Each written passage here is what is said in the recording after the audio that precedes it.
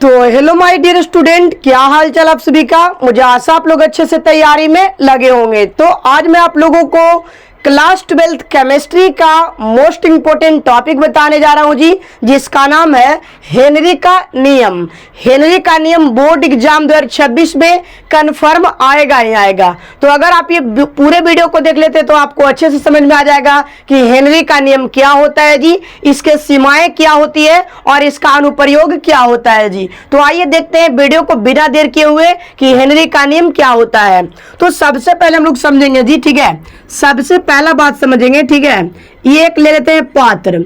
ये क्या है जी, एक बर्तन का पात्र है। क्या है जी, एक बर्तन का पात्र है। इसमें हम लोग जल भर देते हैं। क्या भरते हैं जी, जल को भर देते हैं। इसमें जल भर दीजिए। बर्तन हम लोग ले लिए क्या, पात्र। इसमें हम लोग क्या ले लेते हैं जी, पात्र ले लेते हैं। यानी पात्र में हम लोग क्या भर रहे हैं, जल भर रहे हैं। यानी इस बर्तन में हम लोग क्या भर रहे हैं जी, जल को भर देते हैं। कोई दिक्कत नहीं ना। इसमें हम लोग क्या भरे हैं, जल भरे हैं, ठीक है। यानी H2O। क्या भरे, H2O। इस बर्तन में हम लोग क्या भरे जी, H2O भरे हैं।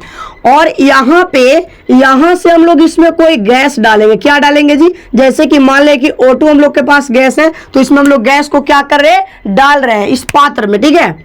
चलिए इस तरीके से हम लोग गैस को डाल रहे हैं। कोई दिक्कत नहीं ना इतना तक में। यानी कहने का मतलब हो गया, हेनरी का नियम क्या कहता है जी कि स्थिर ताप पर यानी ताप क्या रहेगा जी, जो आपका ताप है वो यानी T जो है ना, ताप टेम्परेचर, वो कांस्टेंट है। क्या है जी, कांस्टेंट है। ध्यान रहेगा आप सभी को जी, T क्या है आपका, कांस्टेंट है। यानी स्थिर ताप पर किसी गैस की, स्थिर ताप पर किसी गैस की द्रव में विलेयता दाब के सीधा समानुपाती होता है। उसी को हम लोग क्या कहते हैं जी, हेनरी का नियम।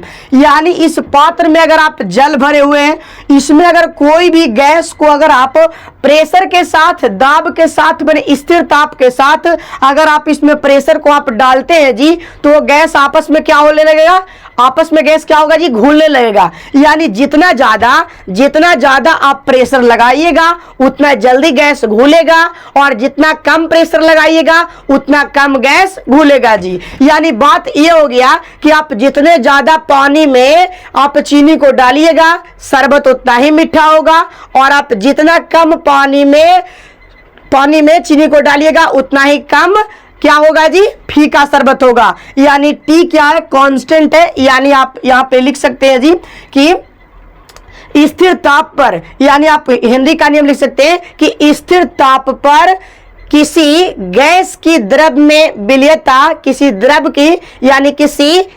की द्रव में विलेयता क्या कहलाएगा जी, दाब का समानुपाती होगा। क्योंकि जितना ज्यादा प्रेशर लगाइएगा उतना जल्दी गैस घुलेगा, और जितना कम प्रेशर लगाइएगा उतना देर से घुलेगा जी। तो आइए हेनरी का नियम हम लोग लिख लेते हैं, ठीक है। चलिए हेनरी का नियम हम लोग लिख रहे हैं जी। इस नियम के अनुसार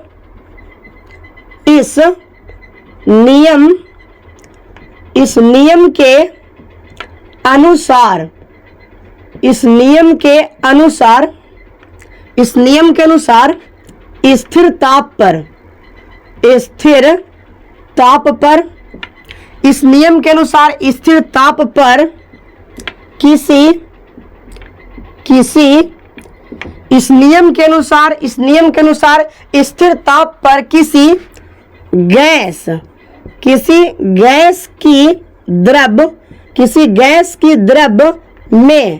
गैस की द्रव में विलेयता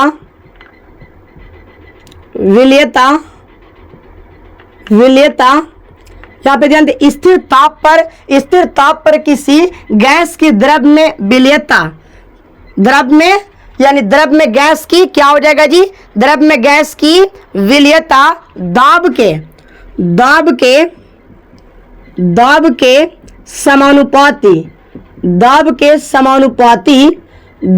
समानुपाती होता है। क्या होता है जी, दाब के समानुपाती होता है। यानी इस नियम के अनुसार स्थिर ताप पर किसी गैस की द्रव में विलेयता दाब के क्या होता है जी, समानुपाती। विलेयता का मतलब होता है घुलना। विलेयता का मतलब क्या होता है जी, घुलना, ठीक है। चलिए, तो ये किसका समानुपाती होता है जी, यानी विलेयता जो दाब के समानुपाती होता है। तो हम लोग लिख सकते हैं ऐसे जी, है ना। लिख सकते हैं ऐसे हम लोग कि विलयता समानुपाती, विलयता समानुपाती किसका है जी? दाब का। विलयता किसका समानुपाती है जी? दाब का है। ठीक है, विलयता किसका समानुपाती है? दाब का। यहाँ पे लिख सकते हैं यानी एम समानुपाती पी, और एम समानुपाती जब हटता है, समानुपाती हटेगा तो यहाँ पे बैठेगा के एच और यहाँ पे हो जाएगा पी। समानुपाती को हटाइएगा क्योंकि स्थिर ताप यानी जो आपका टेम्परेचर क्या है जी? कांस्टेंट, तो कोई अचर आ जाएगा। समानुपाती के जगह पर क्या आ गया? के एच। यानी यही तो है हेनरी का नियम जी, यही है आपका हेनरी का नियम। अब यहाँ पे हम लोगों को जानना है जी, अब हम लोगों को क्या जानना है? देखिए हम लोगों का यहाँ पे जानना क्या है, जो देखिए कि एम का मतलब क्या होता है जी, यहाँ पे के एच का मतलब क्या होता है, और यहाँ पे P का मतलब क्या होता है जी। तो यहाँ पे देखिए M का मतलब क्या होगा बताइए। M का मतलब हो गया कि द्रव में घुली यानी द्रव में घुली हुई गैस, द्रव में घुली हुई गैस, द्रव में घुली हुई गैस, द्रव में घुली हुई क्या हो जाएगा? गैस। M का मतलब द्रव में घुली हुई गैस। H का मतलब हो गया हेनरी नियतांक, हेनरी नियतांक क्या हो जाएगा जी? हेनरी नियतांक। और P का मतलब क्या हो गया जी? तो P का मतलब आपका हो गया दाब। तो इतना तक में तो आपको कोई दिक्कत नहीं हुआ होगा जी कि हेनरी का नियम क्या है जी। तो इस नियम के अनुसार स्थिर ताप पर किसी गैस की द्रव में विलयता दाब के समानुपाती होता है। विलयता समानुपाती दाब के हो जाएगा M समानुपाती P, और M समानुपाती हटेगा तो होगा KH और P, जहां M है द्रव में घुली हुई गैस और KH है हेनरी नियतांक और P क्या है जी? दाब है। तो इतना तक आप लोग स्क्रीनशॉट ले सकते हैं जी, इतना तक आप लोग स्क्रीनशॉट ले सकते हैं, इतना में कोई दिक्कत नहीं ना? चलिए बताइए, इतना तक में किसी का कोई दिक्कत है? एक बार आप लोग स्क्रीनशॉट ले लीजिए। चलिए अब हम इसको मिटा देते हैं। चलिए जी, अगर आप इतना तक स्क्रीनशॉट ले लिए होंगे तो हम इसको डिलीट कर देते हैं ना। चलिए अब हम लोग लिखेंगे हेनरी का सीमाएं। इतना तक आप समझ में आप लोग को आ गया होगा जी। मेरे पास तो इलेक्ट्रिक बोर्ड नहीं है कि इसको हटा करके हम तुरंत एक नया फ्रंट पेज ले लें जी, है ना। मेरे पास व्हाइट बोर्ड है, इसी की वजह से मिटा करके आप लोगों को बताना पड़ता है। चलिए हेनरी के नियम का सीमाएं क्या होता है? हेनरी के नियम का सीमाएं, है ना, यानी इसकी सीमाएं देखिए, सीमाएं। चलिए जी सीमाएं देखिए,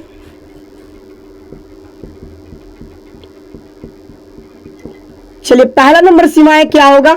यह तनु विलयन पर लागू होता है। तनु विलयन कहने का मतलब सांद्र विलयन नहीं जी, तनु विलयन कहने का मतलब वैसा कोई विलयन जिसको घुलाने पर कुछ न कुछ बच जाता है, यानी किसी भी विलयन को घुलाने पर कुछ न कुछ बचेगा, वही क्या होता है? तनु विलयन। तो हम लोग लिख सकते हैं यह तनु विलयन पर लागू होता है, यह तनु विलयन पर लागू होता है, यह तनु विलयन पर लागू होता है। दूसरा पॉइंट, इसका दाब कम होता है।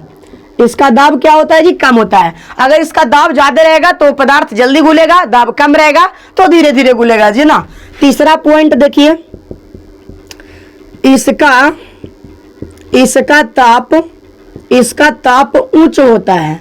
इसका ताप क्या होता है जी? उच्च होता है। ठीक है, इसका ताप क्या होता है? उच्च होता है। ध्यान रखिएगा आप सभी लोग, बताइए जल्दी से, बहुत ज्यादा गर्मी है जी।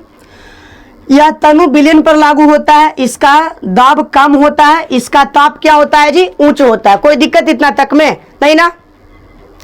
और चौथा नंबर पॉइंट लिख सकते हैं, इसका विलय की मात्रा विलायक से, इसका देख सकते हैं जी, इसका विलय की मात्रा विलायक से कम होता है। क्या होता है जी, कम होता है। ये चारों पॉइंट को आप अच्छा से समझ लीजिएगा जी। हेनरी के नियम की सीमाएं, पहला पॉइंट, यह तनु विलयन पर लागू होता है। दूसरा पॉइंट, इसका दाब कम होता है, यानी प्रेशर क्या होता है जी, कम होता है। और तीसरा पॉइंट, इसका ताप उच्च होता है, इसका जो टेम्परेचर है क्या है जी, ज्यादा होता है। और चौथा, इसका विलेय की मात्रा विलायक से कम होता है। यानी विलेय और विलायक आप लोग समझ रहे हैं जी। जैसे अगर चीनी और पानी है, तो चीनी और पानी है तो उसमें विलेय और विलायक कौन होगा, तो आपको बताया था कि विलेय आपका हो जाएगा चीनी, अब विलायक हो जाएगा पानी। यानी जिसकी संख्या जिसकी ज्यादा होती है ना, जिसकी संख्या ज्यादा होती है, तो इसका विलेय की मात्रा विलायक से क्या होती है जी, कम होती है। यानी पानी में अगर जब भी चीनी को हम लोग घोलते हैं तो यानी जो चीनी का मात्रा होता है वो पानी से कम ही होता है। अब यहाँ पे हम लोग लिख सकते हैं क्या जी, अनुप्रयोग लिखेंगे ना, क्या लिखेंगे, अनुप्रयोग। अनुप्रयोग इसका लिखते हैं जी, हेनरी का अनुप्रयोग। अनुप्रयोग, अनुप्रयोग यानी हेनरी का अनुप्रयोग। पहला पॉइंट को हम लिख सकते हैं जी, हेनरी का अनुप्रयोग में पहला लिखेंगे गोताखोरी।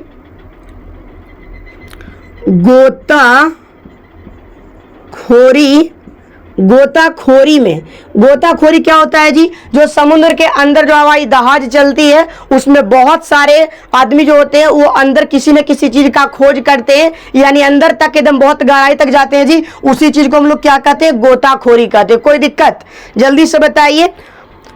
दूसरा देखिए, दूसरा आपका हो जाएगा शीतल पेय पदार्थ में। शीतल पेय पदार्थ क्या होता है जी, जैसे आप मिनरल्स वाटर पीते हैं, जैसे अगर किसी पार्टी फंक्शन में आप जाते हैं जी तो देखिए मिनरल्स वाटर पीते हैं, शुद्ध वाटर पीते हैं जी, ये सभी आपका क्या हो जाएगा, शीतल पेय पदार्थ है ना। उसके बाद तीसरा लिखिएगा जी, तीसरा लिखिएगा अनुप्रयोग में फेफड़ा